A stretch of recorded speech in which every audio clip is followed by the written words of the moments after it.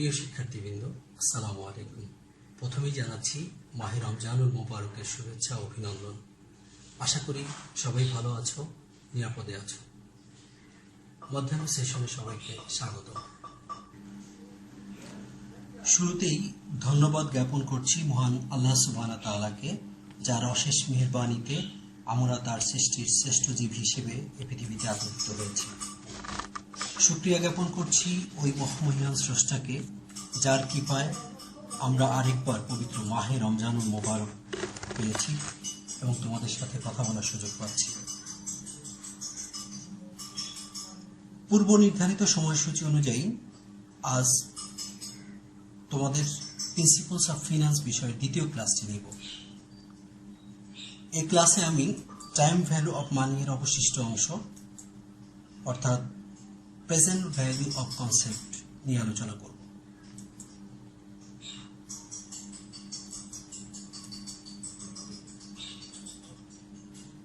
এবার আসি এই পাঠ শেষে প্রিয় শিক্ষার্থীবৃন্দ, তোমরা যে বিষয়গুলো শিখতে পারবে বা যে বিষয়গুলো তোমরা বলতে পারবে: এক, প্রেজেন্ট ভ্যালু কনসেপ্ট কি তা বর্ণনা করতে পারবে। দুই, present value of deferred annuity, present value of perpetuity ব্যাখ্যা করতে পারবে।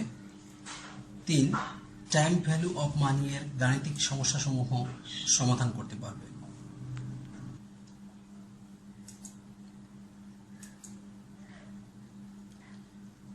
এবার আসি আমাদের মূল আলোচনায়, টাইম ভ্যালু অফ মানি। আমরা আজকে টাইম ভ্যালু অফ মানির দ্বিতীয় অংশ অর্থাৎ প্রেজেন্ট ভ্যালু কনসেপ্ট নিয়ে আলোচনা করব। আমরা প্রথমেই জেনেছিলাম প্রেজেন্ট ভ্যালু কনসেপ্ট বলতে আসলে আমরা কি। প্রেজেন্ট ভ্যালু কনসেপ্ট বলতে আমরা পূর্বে জেনেছি যে ভবিষ্যতে একটি নির্দিষ্ট সময় পরে একটি নির্দিষ্ট পরিমাণ টাকা পাওয়া যাবে, অথবা ভবিষ্যতে একটি নির্দিষ্ট সময় পর পর কিছু টাকা পাওয়া যাবে। তার বর্তমান মূল্য নির্ণয় করার কৌশলই হচ্ছে বর্তমান মূল্য ধারণা। তো আমরা ফিউচার ভ্যালু কনসেপ্টের মতো প্রেজেন্ট ভ্যালু কনসেপ্টেও কয়েকটি নিয়মে আমরা গাণিতিক সমস্যার সমাধান করব। তার মধ্যে একটি হচ্ছে প্রেজেন্ট ভ্যালু অফ লামসাম। আমরা আগে জেনেছি যে এককালীন কোনো টাকা পাওয়া গেলে বা দেয়া হলে সেই ক্ষেত্রে লামসামের সূত্র করতে হয়। ঠিক এখানে একইভাবে প্রেজেন্ট ভ্যালু কনসেপ্টের ক্ষেত্রেও ভবিষ্যতে এককালীন একটা নির্দিষ্ট পরিমাণ টাকা পাওয়া গেলে তার বর্তমান মূল্য নির্ণয় করার ক্ষেত্রে আমরা সাধারণত প্রেজেন্ট ভ্যালু অফ লামসামের সূত্রে অঙ্ক করব। তো আমরা এক্ষেত্রে দেখে নিই যে এই অঙ্ক করার ক্ষেত্রে আমাদের সূত্রটি কি হবে।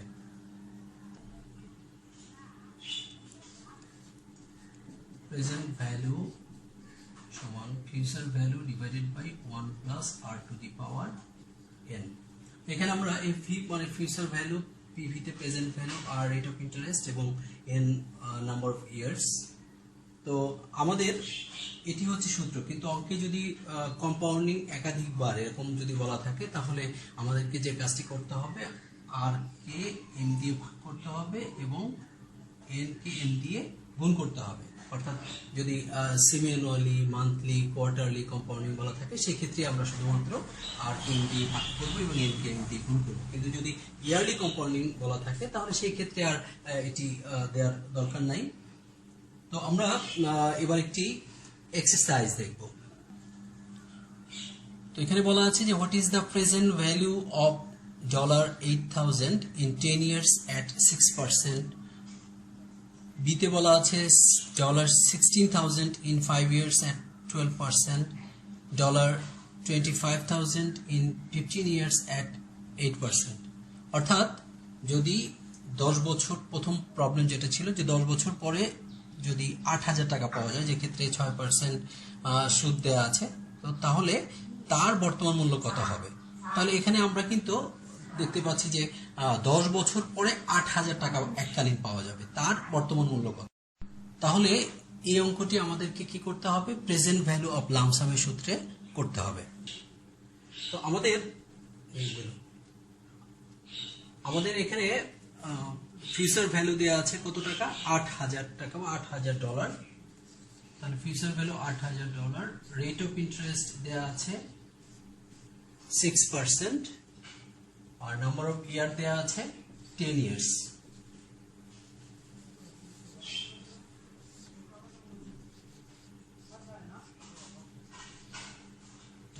তাহলে আমরা 1.06 এর পাওয়ার 10 করব। তো এই ক্ষেত্রে আমরা কি দেখতে পাচ্ছি যে 1.06 এর পাওয়ার কি করতে হবে, 10 করতে হবে। তো 1.06 এর পাওয়ার 10 করলে আমরা পাই 1.7908। এটা দিয়ে 8,000 কে ভাগ করলে আমরা পাই 4,467.28। এটি হবে আমাদের প্রেজেন্ট ভ্যালু।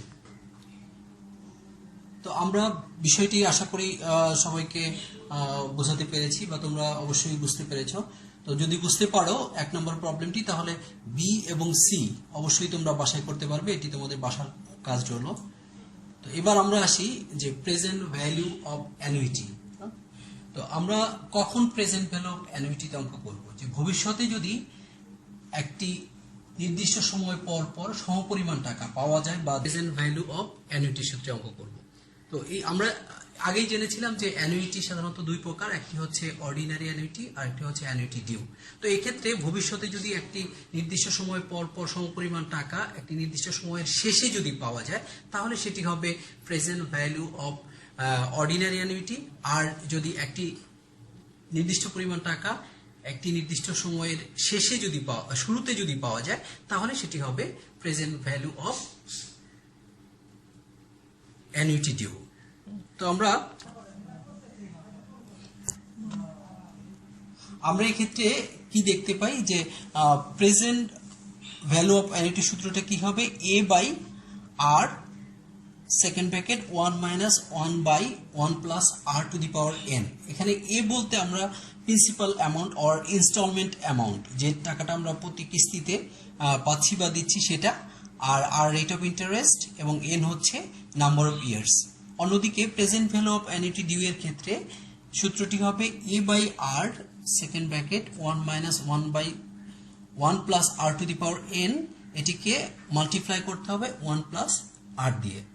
তো আমরা এবার একটি প্রবলেম দেখব, প্রবলেমটি আমরা সলিউশনের চেষ্টা করব। তো প্রথমে দেখি প্রবলেমটা কি। Calculate the present value of each of the following cash flows using a discount rate of 12%. Taka 6,000 cash inflows at the end of each year of the next 6 years. Taka 8,000 cash inflows at the beginning of each year of the next 6 years. তো এখান থেকে আমরা একটি বিষয় আমরা কিন্তু খেয়াল করছি যে আমাদেরকে বলা হয়েছে যে প্রেজেন্ট ভ্যালু ক্যালকুলেট করো, কিন্তু যে ক্যাশ ফ্লোর কথা বলা আছে যে 6,000 টাকা, প্রথম প্রবলেম বলা আছে যে 6,000 টাকা ক্যাশ ইনফ্লো যেটা পাওয়া যাবে প্রতি বছর at the end of each year, প্রতি বছরের শেষে, এবং পরবর্তী কত বছর, 6 বছর। তাহলে যেহেতু আমরা প্রত্যেক বছরের শেষে পরবর্তী 6 বছর 6,000 টাকা করে পাবো, তাহলে এটা প্রেজেন্ট ভ্যালু অফ অ্যানুইটি সূত্রে অঙ্ক করতে হবে। যেহেতু এখানে বলা আছে যে এন্ড অফ দ্য ইয়ারে টাকাটা পাওয়া যাচ্ছে, তাহলে এটা আমরা present value of ordinary annuity সূত্রে অঙ্ক করব। অন্যদিকে আমরা দ্বিতীয় প্রবলেম যেটা, সেটাই বলা আছে যে 8,000 টাকা করে প্রতি বছরের শুরুতে পাওয়া যাবে।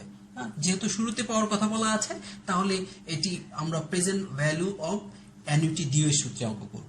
তো আমরা দেখি যে এই সমস্যাটা আমরা কিভাবে সমাধান করতে পারি। আমরা প্রেজেন্ট ভ্যালু অফ অ্যানুইটি সূত্রটি কি জানি, A by R 1 minus 1 by 1 plus R to the power N. এক্ষেত্রে এ যেহেতু ইনস্টলমেন্ট পেমেন্ট, তো আমাদের অঙ্কে আমরা কি দেখেছি যে প্রতি বছর 6,000 টাকা করে পাওয়া যাবে, এই জন্য এর মান হবে 6,000 টাকা। রেট অফ ইন্টারেস্ট অঙ্কে দেওয়া আছে 12%, এরপর নাম্বার অফ ইয়ার দেওয়া আছে 6 ইয়ার্স। তো আমরা এখানে তাহলে মানগুলো বসালাম, বসার পরে আমরা 1.12 এর পাওয়ার 6 করলে আমরা কি পাই, 1.9738। এরপর আমরা কি করলাম যে 1 থেকে এটি বিয়োগ করার পরে আমরা যেটা পেলাম 0.4934, এবং 50,000 টাকার সাথে এটি মাল্টিপ্লাই করে আমরা পেলাম 24,670 টাকা।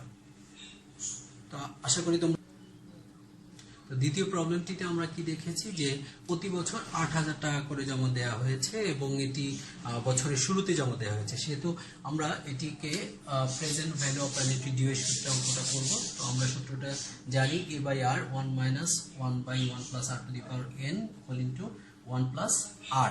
তো এক্ষেত্রে আমাদের ইনস্টলমেন্ট পেমেন্টের কথা বলা ছিল 8,000 টাকা। তো 8,000 টাকাকে আমরা 0.12 দিয়ে যদি ভাগ করি তাহলে আমরা পাই 66,667 টাকা। একে আমরা এটাকে আগের অঙ্কে ক্যালকুলেশন করা ছিল, এটার মান ছিল 0.4934। এটি হবে যেহেতু আমাদের 6 ইয়ার ছিল, রেট অফ ইন্টারেস্ট 12% ছিল এবং এটাকে আমরা মাল্টিপ্লাই করব 1.12 দিয়ে। তো আমরা এখানে কি পেলাম, আমরা total present value of annuity পেলাম 36,840.72। তো আমরা এইখানে একটি বিষয় একটু ক্লিয়ার করতে চাই যে আমাদের অনেক সময় সমস্যা হয় যে আসলে আমরা অঙ্কটি লামসাম এর সূত্রে করব নাকি অ্যানুইটি সূত্রে করব। আমরা যারা অনেকে ইংরেজি ভালো বুঝি না তাদের জন্য এটা বুঝতে অর্থ করতে সমস্যা হয়, যে কারণে তোমাদের জন্য কিছু বিশেষ ক্লু থাকবে যেগুলো দেখে আমরা আসলে বুঝতে পারবো যে কখন এটা লামসাম করব, কখন আমরা অ্যানুইটি করব, বা অ্যানুইটি হলে কখন এটা অর্ডিনারি অ্যানুইটি হবে, কখন এটা অ্যানুইটি ডিউ হবে। এই বিষয়গুলো আমরা এবার তোমাদেরকে ক্লিয়ার করব। তো প্রথমে আসি যে কখন অ্যানুইটি হবে। তো অঙ্কে যদি দেখা যায় যে per year, each year, every year, annual instalment, equal annual payment, yearly payment, এগুলো যদি উল্লেখ থাকে তাহলে আমাদেরকে বুঝতে হবে যে এটি অ্যানুইটির অঙ্ক। সুতরাং আমাদেরকে অ্যানুইটির সূত্র ধরে অঙ্ক করতে হবে। এবার আমাদেরকে দেখতে হবে যে এটি কি অর্ডিনারি অ্যানুইটি হবে নাকি অ্যানুইটি ডিউ হবে। তো আমরা দেখি যে কখন অর্ডিনারি অ্যানুইটি হবে, এটা কিভাবে বুঝবো। যদি দেখা যায় যে ইনস্টলমেন্ট পেমেন্টের ক্ষেত্রে at the end of the year, after 1 year from now, A year from today, from the next year, এরূপ দেওয়া থাকলে অর্ডিনারি অ্যানুইটির সূত্রে সাধারণত আমাদেরকে অঙ্ক করতে হবে। অন্যদিকে কখন অ্যানুইটি ডিউ এর সূত্রে অঙ্ক করতে হবে। একইভাবে ইনস্টলমেন্ট পেমেন্টের ক্ষেত্রে যদি beginning of the year, start from today, start of the year, immediately, now, এরূপ যদি উল্লেখ থাকে তাহলে অ্যানুইটি ডিউ এর সূত্রে অঙ্ক করতে হবে। অনেক ক্ষেত্রে আমরা দেখব যে এই বৈশিষ্ট্যগুলো অর্থাৎ এই জিনিসগুলো অঙ্কে দেয়া নাই, কোনটাই দেয়া থাকবে না। তখন কি করব, তখন আমরা এন্ড অফ দ্য ইয়ার ধরে, অর্থাৎ কিস্তিটা বছরের শেষে প্রদান করা হয়েছে এটা ধরে প্রেজেন্ট ভ্যালু অফ অ্যানুইটির, অর্ডিনারি অ্যানুইটির সূত্রে আমরা অঙ্ক করব।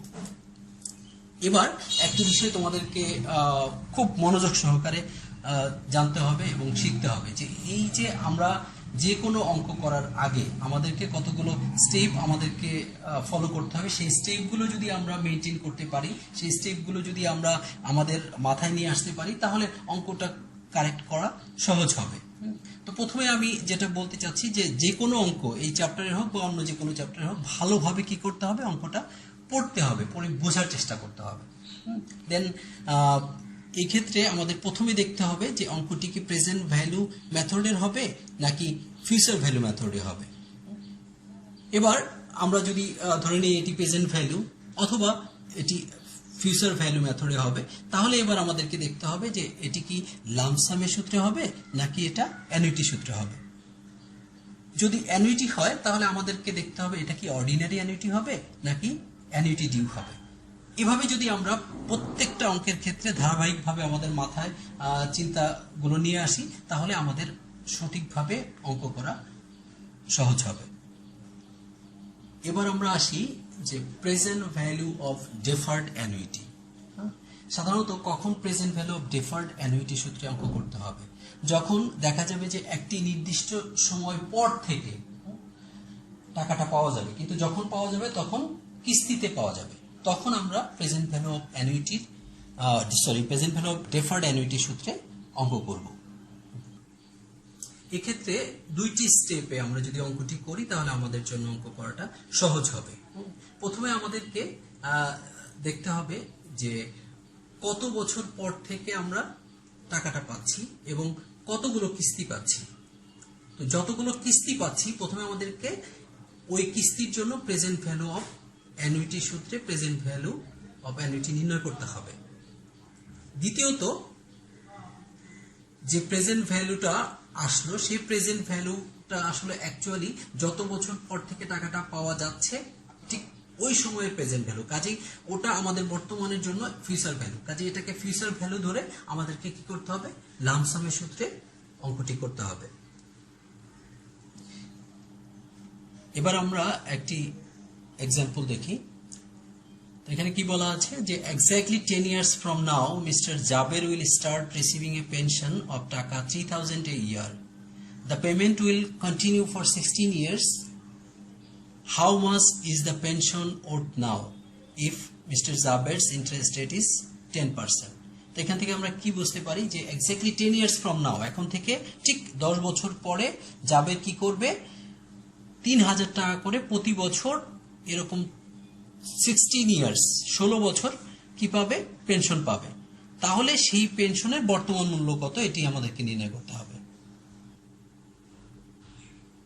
আমরা প্রথমে কি করব, প্রথমে আমরা ফার্স্ট স্টেপে যে 10 বছর পর থেকে যেগুলো যে 16টি কিস্তি পাওয়া গেছে, এই 16টি কিস্তির জন্য প্রেজেন্ট ভ্যালু অফ অ্যানুইটি বের করব। তো এই ক্ষেত্রে প্রেজেন্ট ভ্যালু অফ অ্যানুইটি হবে কত, যে 3000 টাকা আমাদের ছিল প্রতি কিস্তিতে পাওয়া যাবে, আর রেট অফ ইন্টারেস্ট ছিল 10%, নাম্বার অফ ইয়ার ছিল 16। তো আমরা টোটাল 10 বছরের শুরুতে যে প্রেজেন্ট ভ্যালুটা পাবো সেটা হচ্ছে 23472। তো এই টাকাটা একটি বিষয় তোমাদেরকে জানিয়ে রাখি যে এই যে 23472 টাকা, এটা কিন্তু এখনকার প্রেজেন্ট ভ্যালু না। যেহেতু এই টাকাটা পাওয়া যাচ্ছে 10 বছরের শেষ থেকে, সেহেতু এটা 10 বছরের শুরুর প্রেজেন্ট ভ্যালু। তাহলে কি করতে হবে, এটা যেহেতু এখনকার প্রেজেন্ট ভ্যালু না, তাহলে এখনকার প্রেজেন্ট ভ্যালু কত হবে সেটা আমাদেরকে নির্ণয় করতে হবে। তাহলে এটা কিভাবে করব, এটা আমরা প্রেজেন্ট ভ্যালু অফ লামসামের সূত্রে করব। তাহলে এখন এই টাকা বর্তমান মূল্য কত হবে, তো তাহলে এই যে 23472 টাকা, এটি হবে ফিউচার ভ্যালু। আর আমরা এখানে নাম্বার অফ ইয়ার্স 9 লিখেছি। কেন 9 লিখেছি, কারণ হচ্ছে যে আমরা যখন 10 বছরের পর থেকে যে টাকাটা পাওয়া গেছে তার প্রেজেন্ট ভ্যালু নির্ণয় করেছি, তো সেই প্রেজেন্ট ভ্যালুটা ছিল 10 বছরের শুরুর প্রেজেন্ট ভ্যালু। তো কাজেই 10 বছরের শুরুর প্রেজেন্ট ভ্যালুকে ফিউচার ভ্যালু ধরে আমরা যদি এখনকার প্রেজেন্ট ভ্যালু বের করতে চাই, তাহলে সেখান থেকে 9 বছরের সুদ বাদ দিতে হবে। তো এই জন্য আমরা এন এর মানটা 9 ধরেছি। তাহলে আমরা কত পেয়েছি, 9954 টাকা। এটি হচ্ছে আমাদের এই অঙ্কের প্রেজেন্ট ভ্যালু।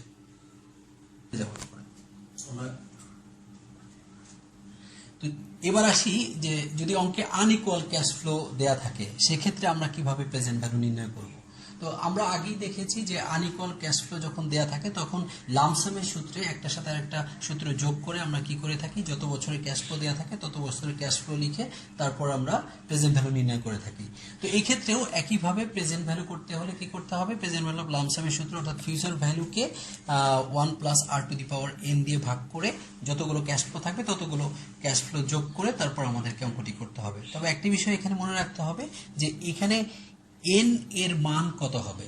আমরা ফিউচার ভ্যালুর ক্ষেত্রে দেখেছি যে যত বছরের সুদ পাওয়া যাচ্ছে n এর মানটা তত হবে। ঠিক এই ক্ষেত্রে প্রেজেন্ট ভ্যালুর ক্ষেত্রে n এর মান নির্ণয় করার ক্ষেত্রে আমাদের খেয়াল করতে হবে যে আমরা অ্যাকচুয়ালি কত বছরের সুদ এখানে যোগ করা হয়েছিল, সেই সুদটা আমরা জানি প্রেজেন্ট ভ্যালুর ক্ষেত্রে সুদটা বাদ দিতে হয়। তো কত বছরের সুদ বাদ দিব, যদি 5 বছরের সুদ যোগ করা থাকে তাহলে 5 বছরের সুদ বাদ দিতে হবে, যদি 4 বছরের সুদ যোগ করা থাকে তাহলে 4 বছরের সুদ বাদ দিতে হবে।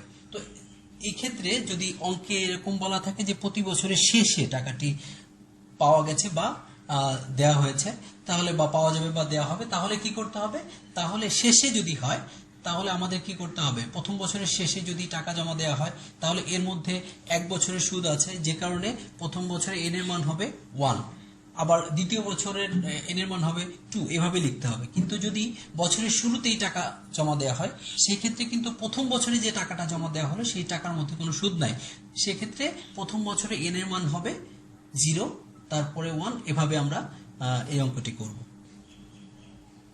এবার আমরা একটি এক্সাম্পল দেখব, তাহলে বিষয়টি আরো বেশি ক্লিয়ার হয়ে যাবে। এখানে বলা আছে যে consider that mister Zakir has an opportunity of receiving টাকা 10,000, টাকা 5,000, টাকা 7,000, টাকা 12,000, টাকা 4,000 respectively at the end of 1 through 5 years. Find out the present value of this stream of uneven cash flows if Mr. Zakir's interest rate is 10%.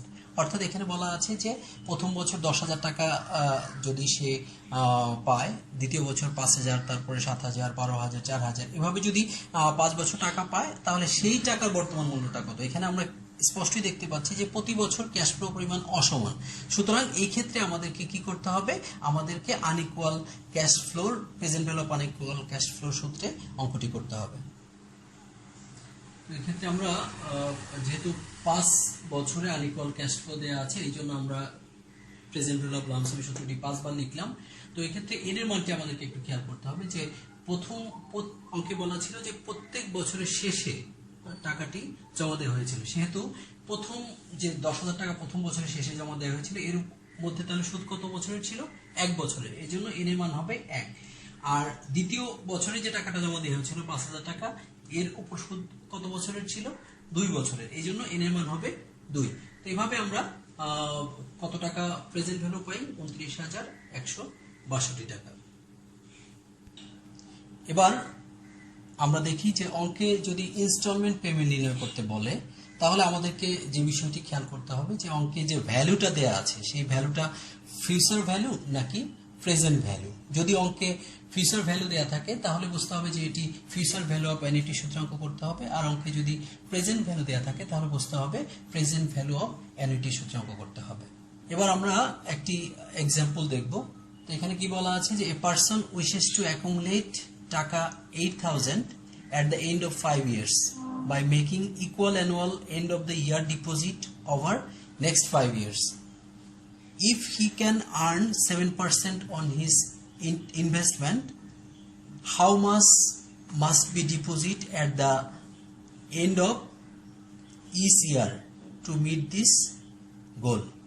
অর্থাৎ এখানে বলা আছে যে একজন ব্যক্তি 5 বছর পরে 8,000 টাকা অ্যাকুমুলেট করতে চাচ্ছে, এবং এই ক্ষেত্রে যদি রেট অফ ইন্টারেস্ট 7% হয় তাহলে তাকে প্রতি বছর শেষে কত টাকা জমা দিতে হবে। তো এই ক্ষেত্রে আমরা কি দেখি যে আমাদের বলা হয়েছে যে 8,000 টাকা সে 5 বছর পরে জমা করবে, সেই ক্ষেত্রে প্রত্যেক বছরের শেষে তাকে কত টাকা জমা দিতে হবে। যেহেতু এটি ক্ষেত্রে কিস্তি নির্ণয় করতে বলা হয়েছে, সুতরাং আমরা দেখব যে অঙ্কে যে ভ্যালুটা দেওয়া আছে অর্থাৎ 8,000 টাকা, এই 8,000 টাকা প্রেজেন্ট ভ্যালু নাকি ফিউচার ভ্যালু। তো আমরা কি দেখি যে আচ্ছা 8,000 টাকা ফিউচার ভ্যালু, এটা 5 বছর পরে পাওয়া যাবে, এবং অঙ্কে কি বলা আছে at the end of the ইয়ারে প্রত্যেক বছরের শেষে কত টাকা আমাদেরকে জমা দিতে হবে সেই কথা বলা আছে। সুতরাং আমরা এটা ফিউচার ভ্যালু অফ অ্যানুইটি সূত্রে অঙ্ক করব। এক্ষেত্রে ফিউচার ভ্যালু অফ অ্যানুইটি সূত্র আমরা আগেই জানি যে a/r 1 + r⁻n - 1। তো আমাদের 8,000 টাকা যেটা দেয়া আছে এটা যেহেতু ফিউচার ভ্যালু, তাহলে এটা ফিউচার ভ্যালু অফ অ্যানুইটি হবে 8,000 টাকা। আর এক্ষেত্রে এর মান নির্ণয় করতে বলা হয়েছে, এর মান আমাদের দেয়া নাই, অর্থাৎ ইনস্টলমেন্ট পেমেন্ট কত টাকা হবে সেটি নির্ণয় করতে বলা হয়েছে, এই জন্য এই থাকবে। এরপর আমরা অন্যান্য মানগুলো বসি আমরা কি দেখতে পাই যে আমাদের এর মান কত আসছে, 13,091 টাকা। অর্থাৎ যদি 13,091 টাকা, সরি 1391 টাকা, তো 1391 টাকা যদি আমরা প্রতি মাসে জমা দিই তাহলে এটা 5 বছর পরে অ্যাকুমুলেটেড হয়ে 8,000 টাকায় রূপান্তরিত হবে। তো এবার আমরা আসি প্রেজেন্ট ভ্যালু অফ পারপিচুইটি। অনির্দিষ্টকালের জন্য যদি কোনো টাকা জমা দেয়া হয় বা পাওয়া যায় তাহলে সেই ক্ষেত্রে সাধারণত প্রেজেন্ট ভ্যালু অফ পারপিচুইটি সূত্রে অঙ্ক করতে হয়। এই ক্ষেত্রে আমাদের একটি বিষয় খেয়াল করতে হবে, আমরা যদি অঙ্ক পড়ে না বুঝতে পারি তাহলে আমরা দেখব যে এই বৈশিষ্ট্যগুলো বা এই শব্দগুলো অঙ্কে আছে কিনা, যে endowment fund, unlimited time, forever, এগুলো যদি উল্লেখ থাকে অঙ্কে তাহলে আমরা বুঝে নেব যে এটা প্রেজেন্ট ভ্যালু অফ পারপিচুইটি সূত্রে অঙ্ক করতে হবে। তো এই ক্ষেত্রে প্রেজেন্ট ভ্যালু অফ পারপিচুইটি আমরা কিভাবে পাবো, p/r, p হচ্ছে এখানে প্রিন্সিপাল অ্যামাউন্ট, আর হচ্ছে রেট অফ ইন্টারেস্ট। তো আমরা p কে r দিয়ে ভাগ করে আমরা প্রেজেন্ট ভ্যালু অফ পারপিচুইটি নির্ণয় করতে পারি। এছাড়াও আমরা এখানে দেখিয়েছি যে পিরিয়ডিক ইন্টারেস্ট রেটকে আমরা কিভাবে নির্ণয় করতে পারি। তো আমরা যদি নর্মাল ইন্টারেস্ট রেট যেটা দেওয়া থাকে অ্যানুয়াল ইন্টারেস্ট রেট, সেটাকে যদি আমরা number of compounding in a year যদি দিয়ে ভাগ করি তাহলে আমরা পিরিয়ডিক ইন্টারেস্ট রেট পাই। অন্যদিকে অঙ্কে অনেক সময় বলা থাকে যে ইফেক্টিভ ইন্টারেস্ট রেট নির্ণয় করতে, তো সেক্ষেত্রে আমরা ইফেক্টিভ ইন্টারেস্ট রেট কীভাবে পাবো, যে 1 + r/m to the power m - 1। এখানে আমরা আগে জানি যে m হচ্ছে number of compounding in a year. এটি ছিল আসলে আমাদের আজকের আলোচ্য বিষয়। তো তোমাদের বাসায় বসে শুধু সময় কাটালে হবে না, সাথে তোমাদের কিছু হোমওয়ার্ক দিচ্ছি, সেই হোমওয়ার্কগুলো অবশ্যই তোমরা বাসায় করবে।